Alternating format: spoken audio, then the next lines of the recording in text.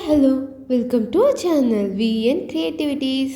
இன்றைக்கி நம்ம சேனலில் இதை பற்றி பார்க்க போகிறோன்னா நல்லா சூடாக மொறுன்னு செம்ம டேஸ்டான ஒரு சூப்பரான பன்னீர் பாப்ஸ் வீட்டிலே எப்படி பண்ணலாம் அப்படின்றதான் பார்க்க போகிறோம். செய்கிறது ரொம்ப சுலபங்க. ரொம்ப கம்மி இன்க்ரீடியன்ஸ் வச்சு ஈஸியாக செஞ்சிடலாம். ஆனால் இதோட டேஸ்ட்டு வேறு லெவலில் இருக்குங்க. இல்லை இந்த மழைக்கு குளிருக்கு இது செஞ்சு சாப்பிடும் போது வேறு லெவலில் இருந்ததுங்க. இதை நீங்கள் அனுபவித்து பார்த்தா மட்டும்தான் புரியும். ஸோ இது எப்படி பண்ணுறதுன்னு பார்க்கறதுக்கு முன்னாடி இப்போ தான் நீங்கள் நம்ம சேனல் ஃபஸ்ட் டைம் பார்க்குறீங்கன்னா மறக்காம சப்ஸ்கிரைப் பண்ணிடுங்க. கூட அந்த பெல் ஐக்கனை கிளிக் பண்ணிடுங்க. அப்போ தான் நான் போகிற வீடியோஸ் நோட்டிஃபிகேஷன் உங்களுக்கு வரும். இதுக்கு ஃபஸ்ட்டு நான் 200 கிராம் பன்னீரை துருவி எடுத்திருக்கேன். அதை இந்த பவுலில் ஆட் பண்ணிக்கலாம். பவுலில் எடுத்து போடும்போது அதை நல்லா உதிர்த்து போட்டுருங்க. பன்னீரை ஆட் பண்ணதுக்கப்புறமா நான் ஒரு பெரிய வெங்காயத்தை குட்டி குட்டியாக சாப் பண்ணி வச்சுருக்கேன். அதை இதோட ஆட் பண்ணிக்கலாம். நான் நல்லா பெரிய சைஸ் வெங்காயன்றனால ஒரு வெங்காயம் எடுத்திருக்கேன். ஒருவேளை உங்கள்கிட்ட சின்னதாக இருந்ததுன்னா 2 கூட எடுத்துக்கோங்க. அடுத்ததாக ஒரு 6 பல்லு பூண்டை பொடியாக நறுக்கி போட்டிருக்கேன். அது கூடவே பொடியாக நறுக்குன்னு கொத்தமல்லி கொஞ்சம் போட்டிருக்கேன். இப்போ இதுக்கு தேவையான அளவு உப்பு சேர்த்துடலாம். அடுத்ததாக இது கூடவே 1 டீஸ்பூன் மிளகாய்த்தூள், 1/2 டீஸ்பூன் சீரகத்தூள், 1/2 டீஸ்பூன் பெப்பர் சேர்த்துக்கலாம். இப்போ இதெல்லாத்தையும் சேர்த்து நல்லா மிக்ஸ் பண்ணி விட்டுடலாம். இந்த மாதிரி கலந்து விடும் போது நல்லா அழுத்தி விட்டு பிசைங்க. அப்போ தான் ஒன்றோட ஒன்று நல்லா மிக்ஸ் ஆகும். அதுதான் இதில் 2 டீஸ்பூன் அளவுக்கு நான் மைதா சேர்த்துடுறேன். நீங்கள் மைதாக்கு பதிலாக கார்ன்ஃப்ளவர் கூட யூஸ் பண்ணிக்கலாம். இப்போ இதெல்லாத்தையும் சேர்த்து நல்லா மிக்ஸ் பண்ணி விட்டுடலாம். இதில் இந்த மைதா இது உருண்டைகளாக பிடிக்கும் போது நல்லா பிடிப்படணும் அப்படிங்கிறதுக்காக தான் ஆட் பண்ணியிருக்கோம். இப்போ இதெல்லாம் நல்லா மிக்ஸ் பண்ணியாச்சு. இது ஒரு 5 நிமிஷம் அப்படியே மூடி போட்டு வச்சிடலாம். அதுக்குள்ளே நம்ம இதுக்கான மாவு கலவை ரெடி பண்ணிடலாம். நான் 2 டேபிள் ஸ்பூன் மைதா மாவில் 2 டீஸ்பூன் அளவுக்கு கார்ன்ஃப்ளவர் ஆட் பண்ணியிருக்கேன். இது கூடவே 1/2 டீஸ்பூன் அளவுக்கு மிளகாய்த்தூள் உப்பு ஆட் பண்ணியிருக்கேன். இப்போ இதெல்லாத்தையும் சேர்த்து நல்லா மிக்ஸ் பண்ணி விட்டுடலாம். எல்லாம் நல்லா மிக்ஸ் ஆகிற மாதிரி மிக்ஸ் பண்ணி விட்டுடலாம். பாருங்கள், எல்லாம் நல்லா மிக்ஸ் ஆகிடுச்சு. இப்போ இந்த ஸ்டேஜில் இதில் கொஞ்சமாக தண்ணி ஆட் பண்ணிக்கலாம். இதில் தண்ணி இவ்வளோதான் ஊற்றணும் அப்படின்றது எதுவுமே இல்லை.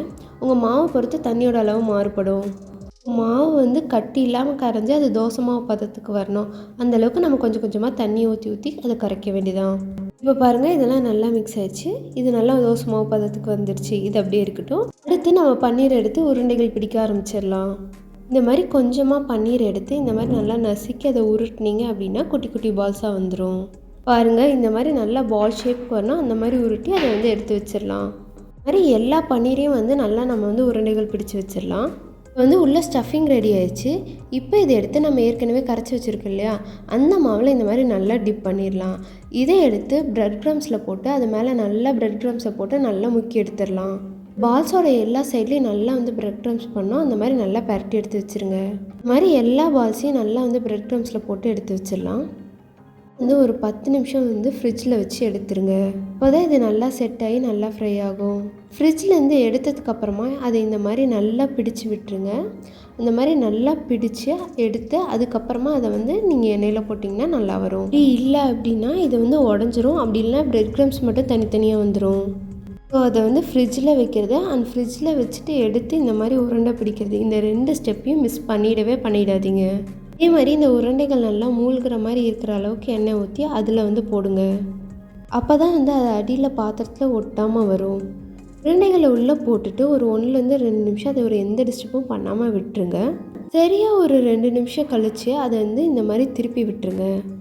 நீங்கள் கரண்டியில் கூட திருப்பலாம். ஆனால் கரண்டியில் திருப்பதை விட இந்த மாதிரி குச்சியோ இல்லை கத்தியோ வச்சு நீங்கள் திருப்பினீங்கன்னா அது நல்லா திரும்பும். இது மாதிரி இதை நல்லா கோல்டன் ப்ரௌன் வரலும் இதை நல்லா திருப்பி விட்டு பொரிச்சு எடுத்துடலாம். இப்போ இது எல்லாத்தையும் எண்ணெயிலேருந்து ஃபில்டர் பண்ணி எடுத்துடலாம். அவ்வளோதாங்க, நம்ம பன்னீர் பாப்ஸ் சூப்பராக ரெடி ஆயிடுச்சு. ஈவினிங் டைமில் நல்லா சுட இதை போட்டு சாப்பிட்டா அந்த குளிருக்கு அவ்வளோ இதமாக இருக்குங்க. இதை நல்லா அப்படியே சுட வாயில் எடுத்து போடும்போது மேலே அந்த லேயர் நல்லா கிறிஸ்பியாக உள்ளுக்குள்ளே சாஃப்டாக சூடாக சூப்பராக இருந்ததுங்க. உங்களுக்கு பன்னீர் ரொம்ப பிடிக்கும் அப்படின்னா மறக்காமல் இந்த ரெசிபியை செஞ்சு பாருங்கள். அவ்வளோ சூப்பராக இருக்குது. பன்னீர் பிடிக்கிற உங்கள் ஃப்ரெண்ட்ஸ்க்கு இந்த வீடியோ ஷேர் பண்ணுங்கள். அண்ட் மறக்காமல் இதை செஞ்சு பார்த்து எப்படி இருந்துன்னு எனக்கு கமெண்ட்டில் சொல்லுங்கள். இந்த வீடியோ பிடிச்சிருந்துன்னா லைக் பண்ணுங்கள், ஷேர் பண்ணுங்கள், கமெண்ட் பண்ணுங்கள். அண்ட் மறக்காமல் சப்ஸ்கிரைப் பண்ணிடுங்க. தேங்க்யூ ஃபார் வாட்சிங். பை.